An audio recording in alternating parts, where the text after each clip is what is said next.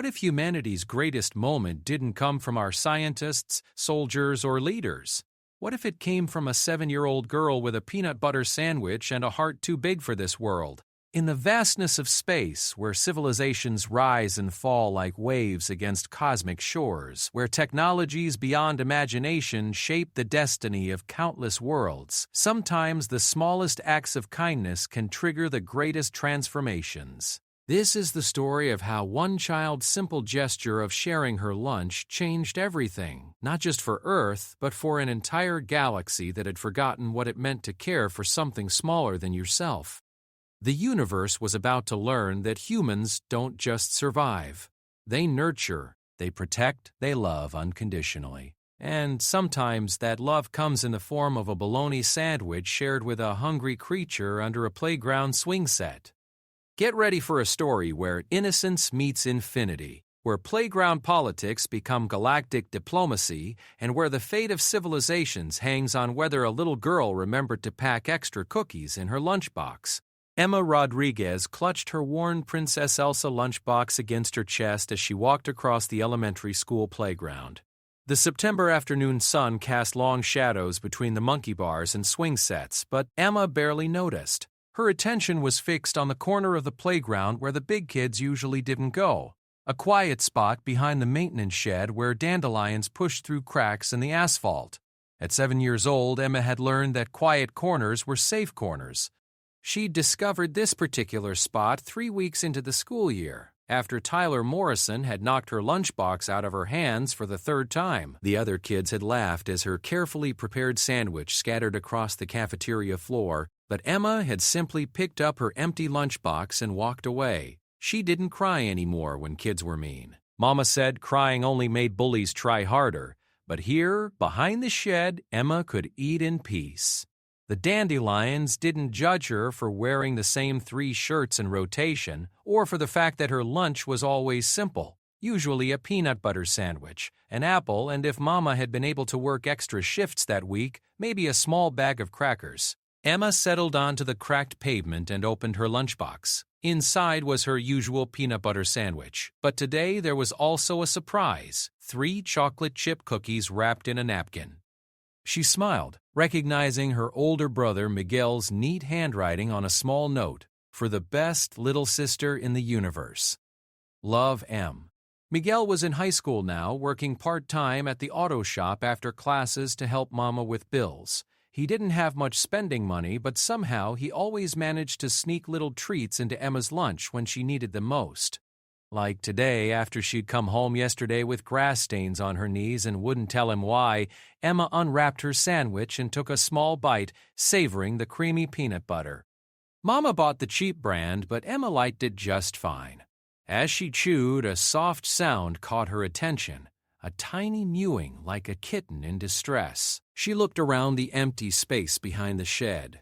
The sound came again, more urgent this time. Emma set down her sandwich and followed the sound to a cluster of weeds near the chain-link fence that bordered the school property. What she found there made her gasp. Huddled among the weeds was what looked like a cat, but unlike any cat Emma had ever seen. It was small, no bigger than a regular house cat, but its fur shimmered with an opalescent quality that seemed to shift between deep purple and midnight blue as it moved. Its ears were larger than normal, almost bat-like, and when it lifted its head to look at her, Emma saw that its eyes were a brilliant gold color that seemed to glow with their own light. The creature was clearly hurt. One of its front paws was tucked against its body, and Emma could see what looked like a burn mark along its side. Its beautiful fur was matted with something that looked like silver dust, and it was breathing in short, shallow gasps. But what struck Emma most was the look in those golden eyes. It wasn't just pain, it was fear. The same kind of fear she saw in her own reflection sometimes when she had to walk past the group of kids who liked to make fun of her second-hand clothes. "Oh, you poor little baby," Emma whispered, crouching down slowly. The creature's ears flicked toward her voice, but it didn't try to run. Maybe it was too hurt to move, or maybe, and this thought made Emma's heart ache, maybe it had nowhere else to go. Emma looked back at her lunch, then at the injured creature. the decision wasn't really a decision at all. She crawled back to her lunchbox and tore off half of her sandwich, then returned to the wounded animal. "Here, little kitty," she said softly, holding out the piece of sandwich. "I bet you're hungry." The creature lifted its head slightly, those golden eyes studying her face. For a moment, Emma wondered if it was afraid of her too. Then, slowly, it stretched out its neck and sniffed at the sandwich. Its nose, which Emma now noticed had small, almost crystalline structures around the nostrils, twitched as it took in the scent. To Emma's delight, the creature took a small bite of the peanut butter sandwich. Its eyes widened as it chewed, and it quickly took another bite, then another. Within moments, the entire piece was gone, and the creature was looking at Emma with what she could only describe as amazement. "You like peanut butter?" Emma laughed softly. "Me too. Miguel says it's probably not good to eat it every day, but Mama says protein is protein." She tore off another piece of sandwich and offered it to the creature. This time it ate more confidently, and Emma noticed that some of the pain seemed to leave its eyes. When the second piece was gone, Emma considered giving it the rest of her sandwich, but then she remembered the cookies. "Miguel would probably say you should have something special if you're hurt," Emma said, unwrapping one of the chocolate chip cookies. "These are really good." Miguel saved up his money for the good ones. The creature's reaction to the cookie was immediate and profound. After taking a single bite, it sat up straighter, its golden eyes growing brighter. The shallow breathing eased, and even the burn mark on its side seemed to look less angry. The creature made a sound, not quite a purr, not quite a chirp, but something musical and grateful that made Emma's heart swell. "You feel better?" she asked, gently reaching out her hand. The creature hesitated for just a moment, then pressed its head against her palm. Its fur was softer than anything Emma had ever touched, and warm in a way that seemed to come from more than just body heat. It felt like touching starlight. Emma spent the rest of her lunch period with the creature, sharing her apple and her remaining cookies. She talked to it about her day, about Miguel and Mama, about how the kids at school were mean sometimes, but how she had a good hiding spot now. The creature listened intently, those golden eyes never leaving her face, occasionally making soft musical sounds that Emma chose to interpret as responses. When the bell rang, signaling the end of lunch, Emma felt a pang of worry. "I have to go back to class now," she told the creature, "but I'll come back tomorrow with more food, okay?" "You can stay here behind the shed. No one ever comes here." She gathered up her lunchbox and stood to go, but the creature made a distressed sound. Emma looked back to see it struggling to its feet, trying to follow her despite its injured paw. "No, little kitty, you need to rest," Emma said, crouching down again. "The nurse, Mrs. Nett Patterson, she always says that rest is the best medicine. You stay here and get better, and I'll bring you something good tomorrow." The creature seemed to understand. It settled back down among the weeds, but its golden eyes followed Emma as she walked away. Just before she rounded the corner of the shed, Emma looked back and waved. The creature lifted one paw in what looked almost like a wave back. That afternoon in class, Emma could barely concentrate on her math worksheets. She kept thinking about the hurt animal behind the shed, wondering if it was comfortable, if it was still hungry, if it would be there when she came back the next day. During art time, she found herself drawing pictures of cats with shimmering fur and golden eyes, earning a concerned look from Mrs. Henderson when she added what looked like stars around the cat's ears. On the bus ride home, Emma pressed her face to the window and looked back at the school. She couldn't see the area behind the shed from here, but she sent up a little prayer to whoever might be listening that the creature would be safe through the night. At home, Miguel noticed immediately that she seemed happier than usual. "Good day at school, Mija?" he asked as she bounded into the kitchen where he was starting dinner. "I made a friend," Emma said, unable to keep the smile off her face. "Yeah? What's their name?" Miguel asked, stirring a pot of rice. Emma paused. She hadn't thought to give the creature a name. I haven't asked yet," she said finally. Miguel laughed. "Well, make sure you do tomorrow. It's important to know someone's name if you're going to be friends." That evening, as Emma helped set the table for dinner, she made a mental note to think of a good name for her new friend. Something beautiful, something that matched those incredible golden eyes and shimmering fur, something special for a creature that was clearly special itself. She didn't notice the way the streetlights outside flickered slightly as night fell, or how the family's old radio briefly picked up what sounded like signals from very far away. She didn't see the way shadows seemed to move differently in her backyard, or notice that several of her neighbors stepped outside and looked up at the sky with confused expressions. Emma Rodriguez went to sleep that night thinking about golden eyes and magical fur, planning what she would pack for lunch tomorrow to help her new friend feel better. She had no idea that several miles above her house, sophisticated detection equipment was registering energy signatures unlike anything in Earth's databases. She had no idea that her simple act of kindness had been observed by more than just golden eyes. And she certainly had no idea that by sharing her lunch with what she thought was an injured cat, she had just initiated first contact between humanity and an galactic civilization that had been watching Earth for longer than humans had been building cities. In a research station orbiting Jupiter, Dr. Sarah Chen stared at readings that shouldn't exist, trying to understand why every deep space monitoring system had suddenly registered a massive energy spike centered on a small elementary school in Phoenix, Arizona. In a bunker beneath the Swiss Alps, military officials studied satellite imagery that showed absolutely nothing unusual, even though their sensors insisted something significant had just happened in the American Southwest. And in the spaces between stars aboard vessels that existed in dimensions humans had no names for, ancient beings paused in their eternal vigil to focus their attention on a small blue planet where a child had just fed one of their own. Emma slept peacefully, dreaming of golden eyes and gentle purrs, while the universe quietly began to rearrange itself around her kindness. Emma woke up before her alarm clock, something that never happened on school days. Sunlight streamed through her bedroom window, and she could hear Mama moving around in the kitchen, getting ready for her early shift at the hospital where she worked as a janitor. Emma lay in bed for a moment, feeling unusually excited about the day ahead. Then she remembered her new friend behind the shed. She jumped out of bed and hurried to the kitchen, where Mama was packing her work lunch into a small cooler. "You're up early, mija," Mama said, looking surprised. She was already dressed in her work uniform, her dark hair pulled back in a neat bun.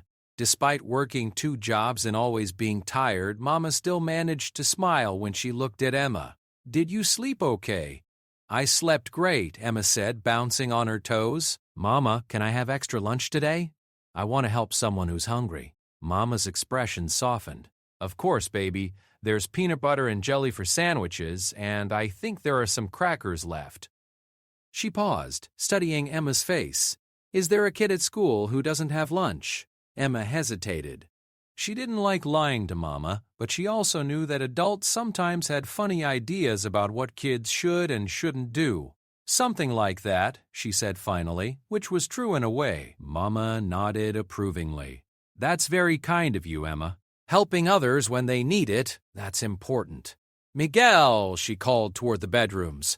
"Your sister is being an angel again." Miguel appeared in the kitchen doorway, his hair sticking up and his school clothes wrinkled. "What'd she do now?" he asked with a yawn.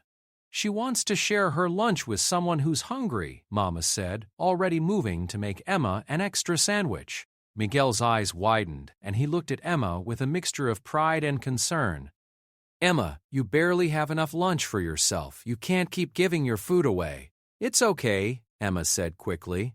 "I eat plenty at breakfast and dinner, and my friend really needs it." Something in her voice must have convinced him, because Miguel nodded slowly. "All right, but make sure you eat too, okay? You're too skinny already." As Mama finished packing Emma's lunch, now with 2 sandwiches, an apple, and a small bag of crackers, Miguel disappeared into his room. He emerged a few minutes later with another small wrapped bundle. "More cookies," he said, pressing them into Emma's hands. "For your friend. But save one for yourself." Emma hugged him tightly. "Thank you, Miguel. You're the best brother ever." "Yeah, well, don't tell anyone," he said, ruffling her hair. "I've got a reputation to maintain." The morning seemed to drag by. In first period, Emma found herself staring out the window toward the playground. In second period, she doodled more pictures of cats with golden eyes. By the time lunch period arrived, she was practically vibrating with anticipation.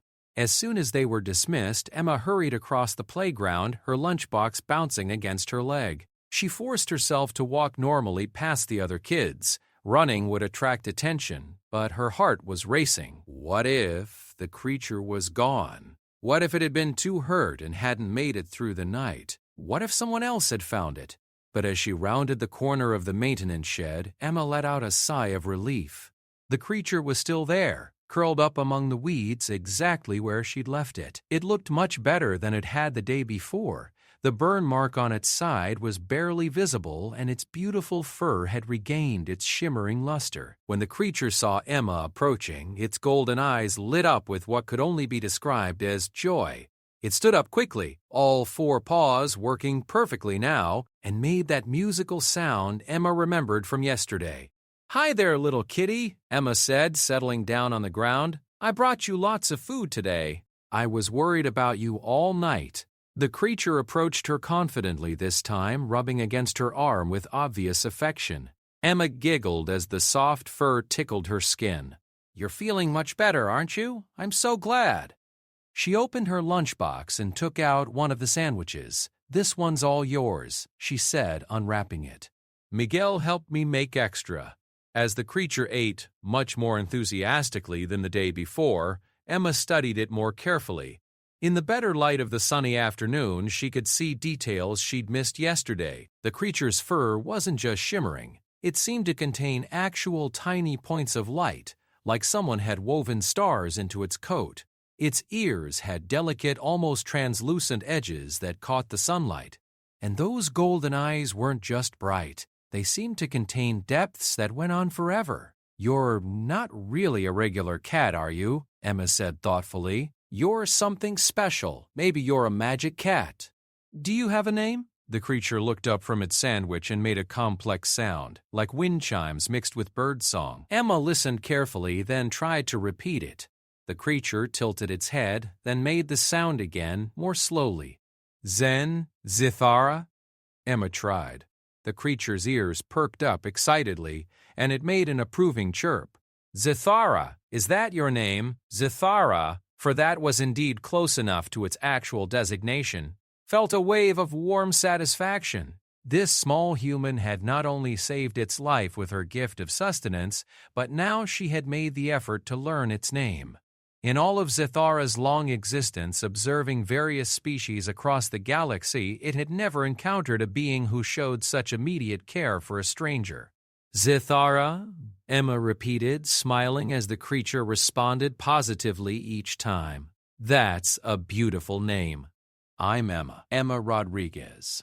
It's nice to officially meet you." They spent the lunch period together, Emma sharing her food and talking while Zithara listened with obvious intelligence. Emma told Zithara about her family, about school, about how she liked to read books about faraway places and magical creatures. "You know what's funny?" Emma said as she gave Zithara one of Miguel's cookies. "I always wished I could meet a real magical creature. I read all these books about unicorns and dragons and fairies, and I always wondered what it would be like. But now that I've met you, it's even better than I imagined." Zithara's response was a sound so beautiful and complex that Emma felt tears prick her eyes. It sounded like happiness and gratitude and something deeper, like recognition. "Do you understand everything I'm saying?" Emma asked. Zithara nodded its head up and down, a gesture it had learned from observing humans. Emma's eyes widened. "You do. You're really smart, aren't you? You're not just a magical cat, you're like a magical person in cat form." This observation was closer to the truth than Emma realized. Zithara was indeed a person, a member of an ancient species called the Valtheri, beings of pure energy who could take physical form when necessary. For millennia, the Valtheri had served as observers and guardians throughout the galaxy, watching over younger species and occasionally intervening when cosmic balance was threatened. Zithara had been on a routine observation mission studying human behavior and social development when its energy matrix had been damaged by unexpected solar radiation. Forced into a more stable physical form to survive, it had crash-landed near the school, too weak to return to its ship or contact its people. According to every protocol Zathara had been taught, it should have avoided contact with the local population. The humans were still centuries away from being ready for knowledge of galactic civilization. Contact was forbidden until a species proved itself capable of interstellar travel and mature social development. But Emma had found it dying, and she had shared her food without question or expectation of reward. In that moment, all the protocols seemed meaningless compared to the simple kindness of a child who saw a hurt creature and wanted to help. Now, watching Emma's face light up as she talked about her dreams and hopes, Zathara found itself fascinated by this small human. She was poor by her society's standards, often bullied by her peers, struggling with challenges that would crush many adults. Yet she had given away half her lunch to help a stranger, and now she was giving away even more. "I have to go back to class soon," Emma said, noticing other kids starting to head back toward the building. "But I'll come back tomorrow, okay? And maybe you could stay around for a while? I mean, if you want to. I know you're probably supposed to be somewhere else, but I really like having a friend." The longing in her voice made Zathara's heart ache. Through its observations, it had learned about human loneliness, but experiencing it secondhand through Emma's emotions was entirely different. This child needed friendship as much as she needed food. Zathara made a decision that would change everything. Instead of trying to return to its ship, instead of calling for extraction once its energy recovered, it would stay, at least for a while, at least until Emma no longer needed a friend. The creature pressed its head against Emma's hand and purred, a sound that resonated with harmonics no Earth cat could produce. Emma interpreted it as agreement, and her smile was radiant. "Really, you'll stay?" she said, hugging Zathara gently. "This is the best day ever." As Emma gathered her things and headed back to class, she turned to wave at Zathara.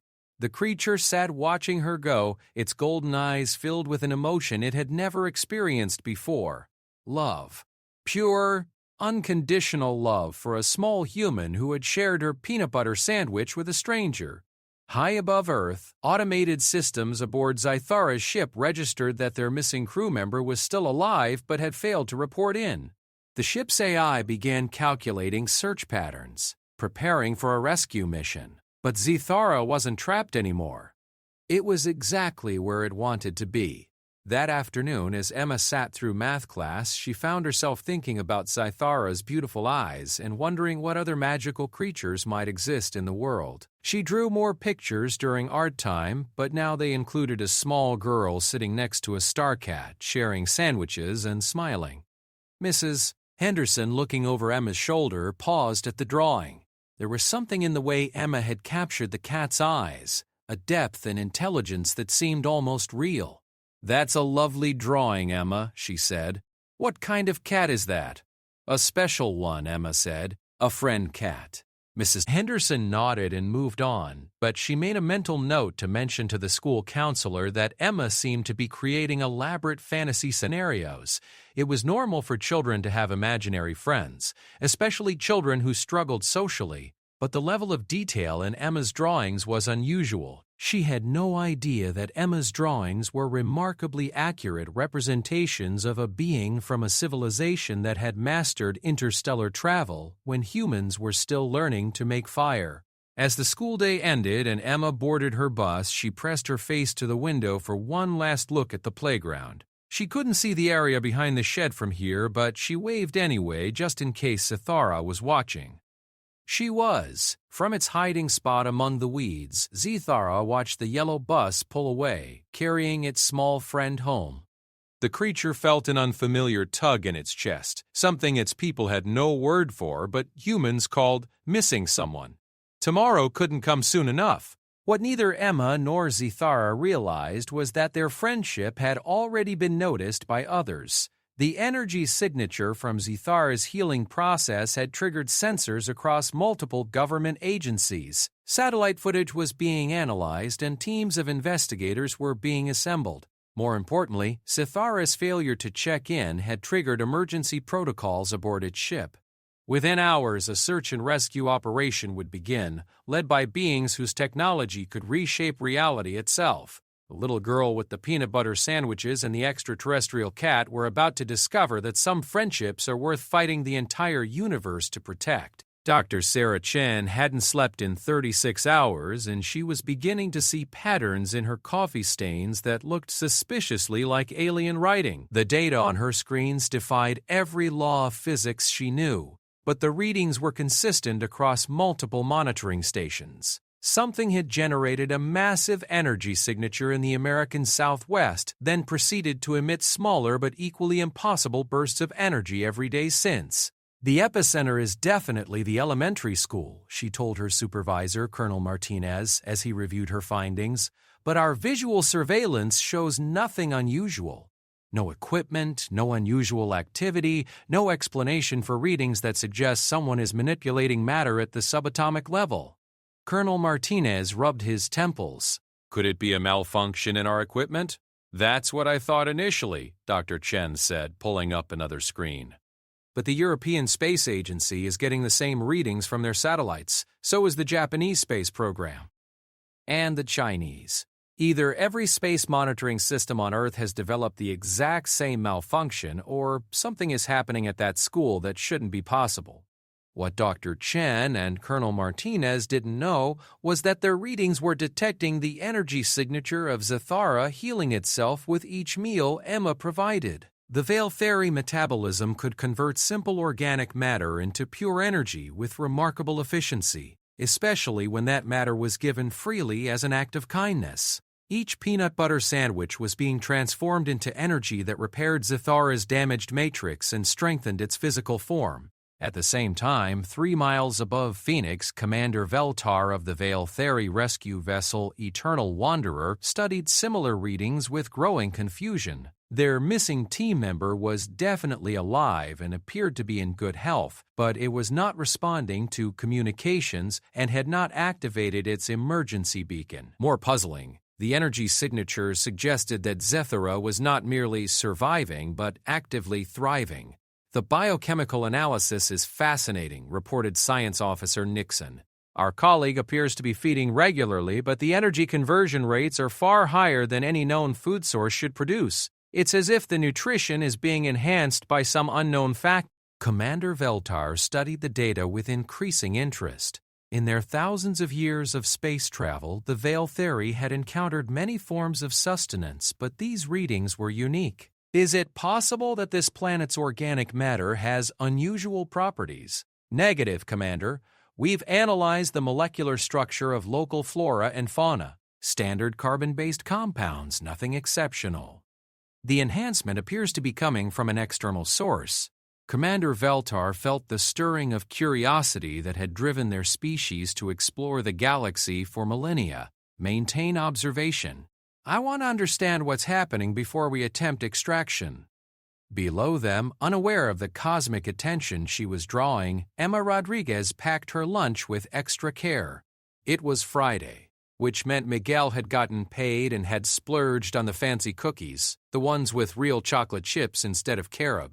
She'd wrapped 3 of them carefully in napkins, along with her usual offerings for Zathara. She'd also brought something special today, a book. Charlotte's Web, one of her favorites, borrowed from the school library. Emma had noticed how intently Zathara listened when she talked, and she'd gotten the idea that maybe the creature would enjoy being read to. The librarian, Mrs. Foster, had given her a curious look when Emma checked out the same book she'd already read twice this year, but Emma just smiled and said she wanted to read it again. The morning classes seemed to crawl by even slower than usual. In science class, Mr. Peterson was talking about energy and matter, which made Emma think about how Zathara seemed to glow brighter after eating. In English, they were discussing friendship in literature, which made Emma think about how lucky she was to have found such an amazing friend. And in math, well, math was still boring, but at least she could draw little pictures of Zathara in the margins of her worksheet. When lunch period finally arrived, Emma practically skipped across the playground. Several other kids noticed her unusually cheerful demeanor. Emma was usually quiet and kept to herself, but she was too excited to care about the curious looks. She rounded the corner of the maintenance shed and stopped in surprise. Zythara wasn't alone. Standing next to the beautiful creature was a man Emma had never seen before. He was tall and thin, with silver-white hair and the kindest eyes she'd ever seen on an adult. He was wearing what looked like a maintenance worker's uniform, but it was too clean and perfectly fitted to be real. And there was something about the way he stood, the way he held himself, that reminded Emma strongly of Cythera, graceful and alert like he was aware of everything around him. "Hello, Emma," the man said, and his voice had the same musical quality as Cythara's sounds. "My name is Veltar. I'm a friend of Cythara's." Emma looked between the man and Zythara, who was making soft, reassuring sounds. You can talk to Zythara?" "In a way, yes," Veltar said, crouching down to Emma's eye level. "I understand that you've been taking care of my friend here." "I wanted to thank you. Is Zythara your cat?" Emma asked, though even as she said it, she realized how silly that sounded. This man didn't look like he owned pets, he looked like he was from somewhere far away. Veltar smiled, and Emma noticed that his teeth were perfectly white and maybe a little too sharp. "Zythara is my colleague. We work together, traveling to different places and learning about them. Zythara was injured and got separated from our team. You saved its life by sharing your food." Emma felt a mix of pride and sadness. Pride that she'd helped save Zythara, but sadness because if this man was here, it probably meant Zythara would be leaving. "Are you going to take Zythara away?" "That depends," Veltar said carefully. "Zythara tells me that you two have become good friends. It also tells me that you've been very kind, sharing your food even when you don't have much for yourself." Emma looked down at her lunchbox. "Mama always says we should help others when we can. And Zythara was hurt and hungry. I couldn't just leave them it. I'm sorry, I don't know if Zythara is a boy or girl." "Zythara is neither and both in a way," Veltar said gently. "My people don't have gender the same way humans do, but you can use whatever words feel right to you." Emma nodded thoughtfully. She'd read books with creatures that were magical and didn't fit normal rules. "Okay, I couldn't just leave her alone when she needed help. That wouldn't be right." Veltar felt something stir in his ancient heart. In all his millennia of studying different species, he'd rarely encountered such immediate, unconditional compassion. Most beings helped others when they expected something in return, or when it was safe and convenient. This small human had helped a strange creature when she had little to spare and no reason to expect any benefit. "Emma," he said slowly, "what I'm about to tell you might be hard to understand. Zythara and we're not from Earth. We come from very far away, farther than you can imagine. We're what you might call aliens." Emma blinked. Then she looked at Zythara, who was watching her carefully with those golden eyes. Then she looked back at Veltar. "Aliens like from space? Like in movies and books?" "Yes, like that, but different from how movies usually show us. We don't want to hurt anyone or take over your planet. We're explorers and protectors. We travel around the galaxy learning about different worlds and helping when we can." Emma considered this information with the seriousness of a 7-year-old processing something important. "So Zythara is like an alien cat?" Veltar chuckled. "Not exactly a cat, but that form is comfortable and safe for moving around your world. Zythara's real form is made of energy and light." "That's so cool," Emma said, her eyes lighting up. "I knew Zythara was special. Her fur has real stars in it, and her eyes are like looking into space." The fact that Emma had noticed these details impressed Veltar greatly. Most humans, focused on surface appearances, would have seen only a strange cat. This child had looked deeper. "Emma," Veltar said, "I need to ask you something important. Now that you know what Zythara really is, are you still willing to be her friend?" Emma looked at him as if he'd asked whether she still wanted ice cream. "Of course, Zythara is my friend. I don't care if she's from space or from the moon or from inside a volcano, she's still Zythara." Zythara made a sound of pure joy and rubbed against Emma's legs. Emma laughed and scratched behind the creature's unusual ears. "There's something else," Veltar said. "My people have rules about contact with worlds like yours. We're not supposed to reveal ourselves until a species is ready. By telling you this, I'm breaking very old and very important laws." Emma's face grew serious. "Will you get in trouble?" "Possibly. But Zithara refused to leave, and when I came to find out why, I met you. Now I understand." Veltar paused, choosing his words carefully.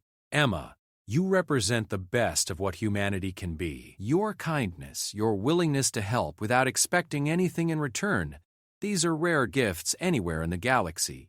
"But lots of people are nice," Emma protested. "Miguel is nice. Mama is nice. Mrs. Foster at the library is nice." "Yes, but how many people would share their lunch with a creature they'd never seen before? How many would come back day after day to make sure that creature was okay? How many would ask its name and try to learn how to say it correctly?" Emma thought about this. She remembered how the other kids at school reacted to anything different or strange. Most of them would have run away from something like Zithara, or worse, tried to hurt it. "I guess not everyone would do that," she admitted. "Exactly, and that's why Zithara doesn't want to leave, and why I'm beginning to think we shouldn't take it away from you." Emma's heart leaped. "Zithara can stay? If you want a friend who's not quite what she appears to be, if you can keep the secret about what she really is, at least for now, and if you understand that someday things might change in ways you can't imagine." Emma nodded eagerly. "I can keep secrets. I'm really good at keeping secrets." Veltar smiled. "I believe you are. There's one more thing, though. By being Zithara's friend, by sharing with her and caring for her, you've done something extraordinary. You've shown us that humans are ready for friendship with other species, even if your governments and leaders aren't ready yet." "What does that mean?" Emma asked. "It means," Veltar said, standing up and looking toward the sky, "that you've just changed the future. My people have been watching Earth for a long time, waiting to see if humans could learn to care for others who are different. You've proven that some of you already can." Emma followed his gaze upward. "Are there more of you up there?" "Many more. And now, because of you, they're very interested in learning about humanity." Emma felt a thrill of excitement mixed with nervousness. "Will I get to meet them? Someday, perhaps, but for now, it's enough that you're Zithara's friend." Veltar reached into his pocket and pulled out something that looked like a smooth silver stone. "This is a communication device. If you ever need help, if anyone ever threatens you or Zithara, hold this and call my name. I'll hear you no matter where I am." Emma took the stone. It was warm and seemed to pulse gently in her palm. "Thank you." "No, Emma Rodriguez," Veltar said seriously. "Thank you. You've just opened a door between worlds with your kindness." As he turned to leave, Emma called out, "Wait! Will I see you again?" Veltar paused and smiled. "I have a feeling our paths will cross again soon. Take care of Zithara. And remember, sometimes the smallest acts of kindness can change everything." He walked away, and Emma watched as he seemed to shimmer and fade before reaching the corner of the building. One moment he was there, the next he was gone, as if he'd been made of light and shadows. Emma looked down at Zithara, who was purring loudly. "Well," she said, opening her lunchbox, "this is definitely the most interesting Friday ever.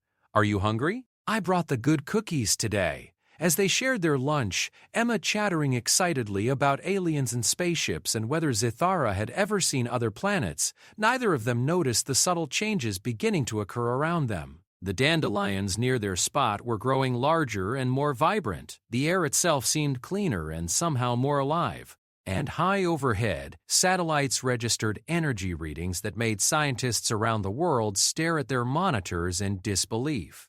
The universe was starting to notice Phoenix, Arizona, and it was all because a little girl had shared her peanut butter sandwich with a friend who happened to be from the stars.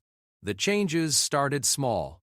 Emma noticed them first because she spent so much time in the little corner behind the maintenance shed with Zithara. The weeds there had grown lusher and more colorful. The crack in the asphalt where dandelions pushed through had widened, but instead of looking damaged, it looked like the earth was gently reclaiming the space.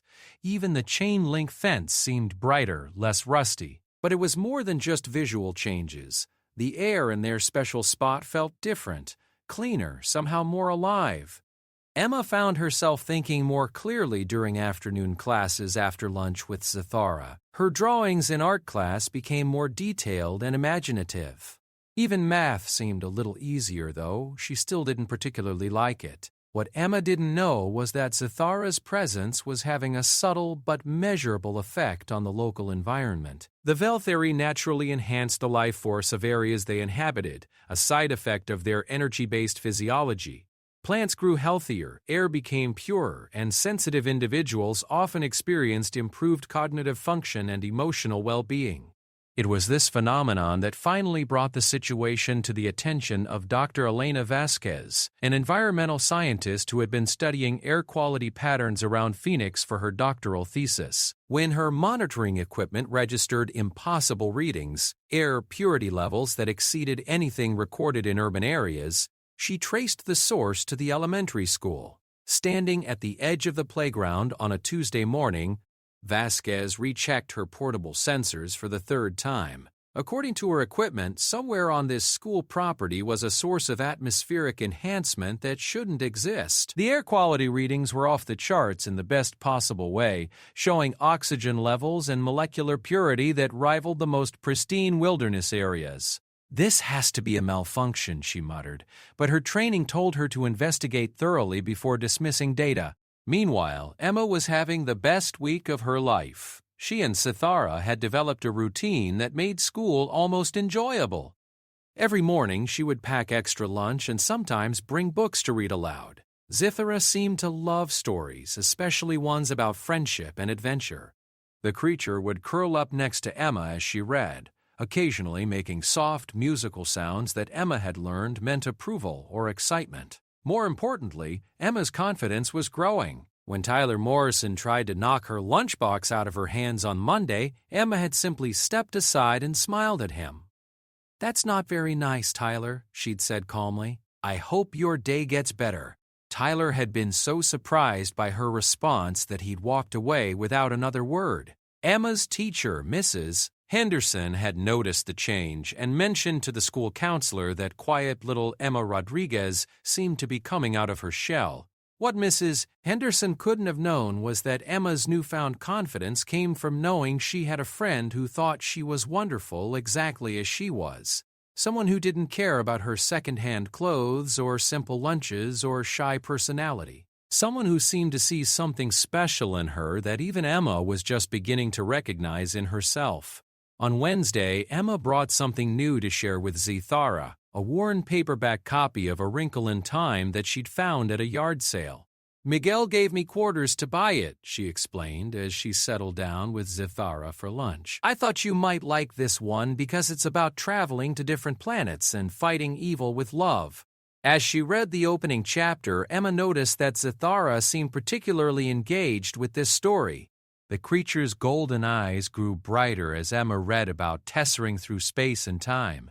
And when she reached the part about Mrs. Who, Mrs. Which, and Mrs. What's-It, Zathara made an excited sound. "Do you know about tessering?" Emma asked, looking up from the book. "Can you travel through space like that?" Zathara tilted her head thoughtfully, then stood up and walked to a small patch of bare ground.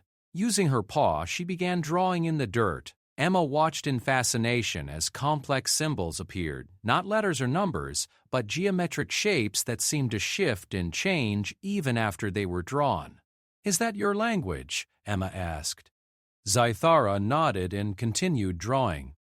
The symbols formed what looked like a map, with lines connecting various points. In the center of it all, Zathara drew a small circle with rays extending from it, clearly meant to represent the sun. "That's our solar system," Emma realized. "And those lines, are those the paths you travel?" Zathara made an approving sound and tapped one of the outer symbols with her paw, then pointed at herself. "That's where you're from?" Emma leaned closer to study the drawing. "It's so far away. Do you miss it?" For the first time since they'd become friends, Zithara's expression grew sad. She looked at the symbol representing her home, then at Emma, then back at the drawing. The message was clear. Yes, she missed home, but she didn't want to leave Emma. Emma felt her heart clench. You could go back if you wanted to, couldn't you? That man Veltar, he could take you home any time. Zithara nodded, then moved closer to Emma and pressed her head against the little girl's shoulder. The meaning was unmistakable. She was choosing to stay. Oh, Zithara, Emma whispered, wrapping her arms around her friend. I love you too, but I don't want you to be sad. If you need to go home, I'll understand. Zithara pulled back and looked directly into Emma's eyes. Then, in a gesture that took Emma's breath away, the creature began to glow. Not just her fur, her entire being seemed to light up from within, becoming a radiant figure of pure starlight. For just a moment, Emma could see Zithara's true form, a being of incredible beauty made of energy and light, ancient beyond imagining, yet somehow still recognizably the same gentle friend who loved peanut butter sandwiches. The glow faded, leaving Zithara in her familiar cat-like form, but the message had been clear. This was what she truly was, and she was choosing to share it with Emma. You're showing me who you really are, Emma said in wonder. You're beautiful, Zithara. The most beautiful thing I've ever seen. Unknown to them, Dr. Vasquez had finally traced the source of her strange readings to the area behind the maintenance shed. She approached quietly, not wanting to disturb what appeared to be a student reading during lunch period. But as she rounded the corner of the building, she stopped dead in her tracks. The child, a young girl with dark hair and simple clothes, was sitting cross-legged on the ground, talking to what appeared to be a cat. But this was unlike any cat Dr. Vasquez had ever seen. Its fur seemed to contain actual starlight, and its eyes were a brilliant gold that seemed to glow with their own radiance. More importantly, the air around the pair was shimmering with barely visible energy. Vasquez rubbed her eyes and looked again. The shimmer was still there, and her handheld sensors were going crazy.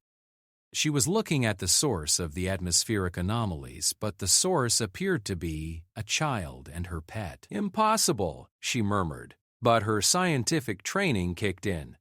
She activated her phone's camera and began recording, though she doubted anyone would believe what she was seeing. On the recording, Emma's voice was clear as she spoke to the creature. I promise I'll never tell anyone what you really are. Not unless you want me to. Your secret is safe with me. The creature, whatever it was, responded with a sound unlike anything Dr. Vasquez had heard from any Earth animal. It was musical, complex, almost like language. And the girl seemed to understand it. I know you trust me, Emma continued. I trust you too, more than anyone.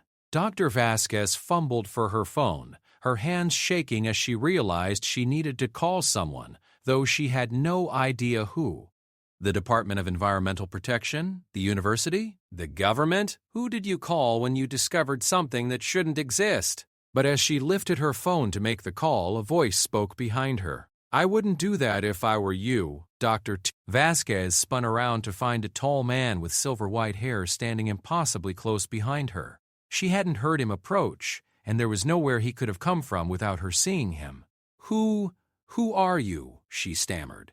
My name is Veltar, he said calmly, and you've just stumbled across something far more significant than unusual air quality readings. Dr. Vasquez looked at her equipment, then at the man, then back at the girl and the impossible creature. The atmospheric enhancements, they're coming from that thing.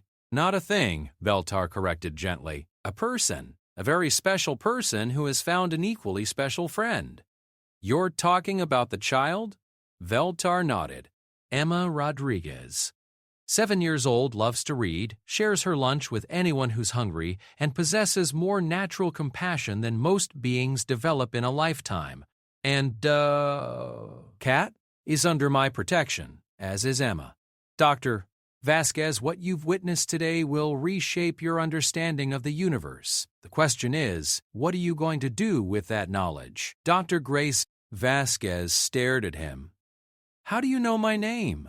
I haven't told you who I am, because I've been monitoring everyone who might discover what's happening here. Your air quality research led you to something much bigger than pollution patterns. Veltar gestured toward Emma and Zithara. That little girl has become the first human to establish genuine friendship with a member of an interstellar civilization. She doesn't know it yet, but she's just become the most important person on your planet. The weight of what he was saying hit Dr. Vasquez like a physical blow. You're saying you're aliens from space. Among other things, yes. And that child is friends with one of you. The friendship was not planned or orchestrated. It developed naturally when Emma chose to help an injured being without expecting anything in return. That act of pure kindness has created ripples that are spreading far beyond this playground. Dr. Vasquez looked at her readings again.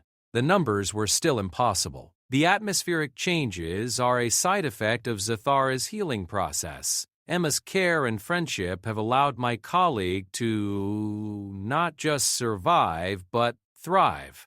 In return, Zithara's presence is enhancing the local environment in ways your science doesn't yet understand.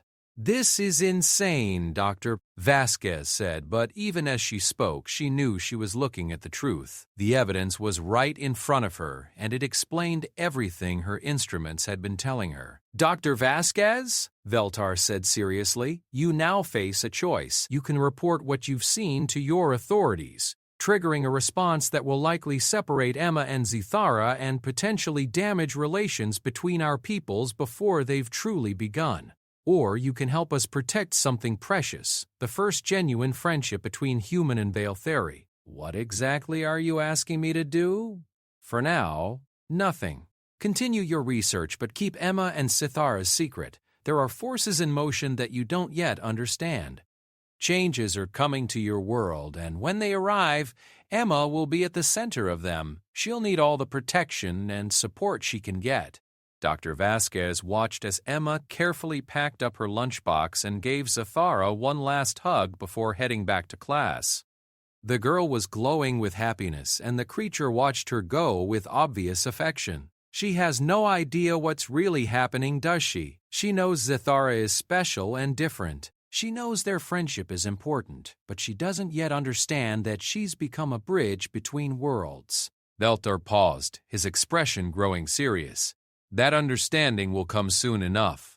For now, let her simply enjoy having a friend who thinks she's wonderful. Dr. Vasquez made her decision. She powered down her recording equipment and put her phone away. I'll keep their secret, but I want to understand what's really going on. Veltar smiled, the expression transforming his alien features with genuine warmth. Dr. Vasquez, I believe you're about to become part of something unprecedented. The first open diplomatic contact between Earth and the greater galactic community. And it all started with a 7-year-old girl who shared her peanut butter sandwich with a stranger. As Emma disappeared into the school building, Zithara settled down in their special spot to wait for the next day. Above them, invisible to human senses, ships from a dozen different worlds were quietly taking position around Earth's solar system. Word had spread through the galactic community about the human child who had befriended a Baltheri, and everyone wanted to see what would happen next. The universe was watching Phoenix, Arizona, and waiting to see what Emma Rodriguez would do for an encore. Emma woke up on Friday morning to find Miguel shaking her gently, his face pale with worry. Emma, mija, wake up, he whispered urgently. There's something outside you need to see. Still groggy with sleep, Emma followed her brother to their bedroom window. What she saw there made her gasp and grab Miguel's hand. The sky above Phoenix was filled with lights. Not just a few lights, hundreds of them, maybe thousands. They hung in the air like stars that had descended from their proper places in heaven, forming patterns and constellations that shifted and moved in graceful, coordinated dances. Some were as small as fireflies, others as large as houses. They came in every color imaginable, and some in colors that Emma was certain didn't have names yet. Are those? Miguel started, then stopped, unable to finish the question. Spaceships, Emma said quietly, her heart racing. They're spaceships. Across the city, car alarms were going off. Dogs were barking. People were standing in their driveways and yards, pointing at the sky and calling to their neighbors, but the lights in the sky weren't threatening or chaotic. They moved with purpose and beauty like a cosmic ballet performed for an audience of billions. Emma's phone, the old flip phone Miguel had given her for emergencies, began to ring. She looked at the display, but instead of a phone number, it showed a simple message, Veltar calling. With shaking hands, Emma opened the phone. Hello? Emma, don't be afraid. Veltar's musical voice came through clearly. What you're seeing is a gathering of friends. They've come because of you. Because of me? Emma squeaked, still staring out the window. Because you prove that humans are ready for friendship with other species. Word of your kindness to Zithara has spread throughout the galactic community, and representatives from many worlds have come to meet the little girl who shares her lunch with strangers. Miguel was staring at his sister as if he'd never seen her before. Emma, who is that? How are you talking to someone during whatever this is? Emma looked at her brother, then back at the lights in the sky. It was time to tell the truth. Miguel, I have something really important to tell you. Remember my friend at school? The one I've been sharing lunch with? Yeah. She's from space, from really far away. And I think all those ships up there are her friends coming to visit. Miguel blinked slowly. Emma, are you telling me that your imaginary friend is an alien? She's not imaginary, Emma protested. And yes, she's an alien. Her name is Zithara, and she's beautiful and kind, and she loves peanut butter cookies. Before Miguel could respond, there was a knock at their front door. Then Mama's voice, calling from the living room. Miguel! Emma! There are people here who want to talk to us. Brother and sister looked at each other, then hurried to the living room where Mama stood near the front door, looking bewildered. Through the screen door, Emma could see several figures standing on their small front porch. One was Veltar, but the others were clearly not human. There was a tall, elegant being with skin like polished silver and eyes that contained tiny galaxies. Next to them stood someone who appeared to be made entirely of crystalline structures that caught and reflected light in impossible ways. A third figure looked almost human, except for the delicate feathered wings that folded against their back. Mrs. Rodriguez, Veltar said through the screen door. My name is Veltar. I'm here about your daughter, Emma. She has done something remarkable, and we would very much like to speak with your family about it. Mama looked from the impossible beings on her porch to her children, her face cycling through confusion, fear, and protective determination. What do you want with my daughter? To thank her, said the crystalline being, their voice like wind chimes, and to offer her a gift that her kindness has earned. Emma stepped forward. It's okay, Mama. This is Veltar. I told you about him, remember? Zithara's friend? The cat, Mama said slowly. You said you were feeding a stray cat. Not exactly a cat, Emma admitted, but she really does like peanut butter sandwiches. Miguel sat down heavily on the couch. This is really happening. This is actually really happening. Veltar gestured to his companions. Mrs. Rodriguez, may we come in? I promise we mean no harm to your family. Quite the opposite, in fact. After a moment's hesitation, Mama opened the door. The beings entered their small living room, somehow managing to fit despite their unusual sizes and forms. The winged figure had to duck to avoid the ceiling fan, and the crystalline being's edges seemed to bend reality slightly to avoid damaging the furniture. Please sit down, the silver-skinned being said gently. What we have to tell you will be much easier to understand if you're comfortable. As her family settled onto their worn couch, Emma found herself sitting between Mama and Miguel, holding both their hands. The beings arranged themselves around the room with surprising grace, and Veltar took what appeared to be a leadership position. Mrs. Rodriguez, Miguel, Veltar began, 3 weeks ago, your daughter found an injured being behind her school and chose to help it. She shared her food, offered companionship, and asked for nothing in return. What she didn't know was that the being she helped was a member of an ancient species called the Velthari, my species. Zithara, Emma said softly. Yes, Zithara, my colleague and friend. Veltar smiled at Emma. For millennia, the galactic community has watched Earth, waiting to see if humanity would develop the wisdom and compassion necessary for interstellar friendship. Many species show intelligence, many develop technology, but few develop the kind of unconditional kindness that Emma showed to a complete stranger. The winged beings spoke their voice like distant thunder. In all our travels across the galaxy, we have encountered perhaps a dozen species capable of true altruism. Humans would be only the 13th. Would be? Miguel asked. The crystalline being's form chimed softly. The decision has not yet been made. Emma's actions have opened the door, but humanity as a whole must choose whether to walk through it. Mama found her voice.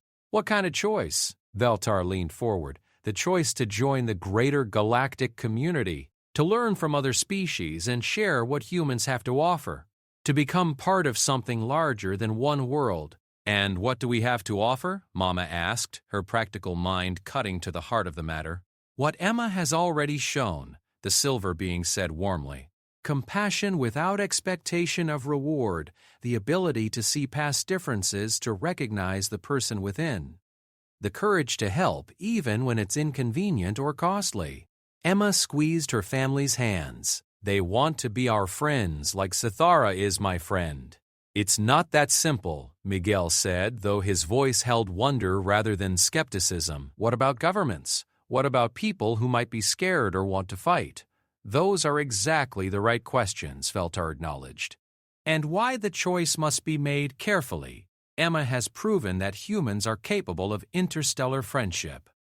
But not all humans are like Emma. Yet, the winged being added significantly. Children often show the way forward for their species. Emma may be the first, but she won't be the last. There was a soft sound from the direction of the front yard, and Emma jumped up.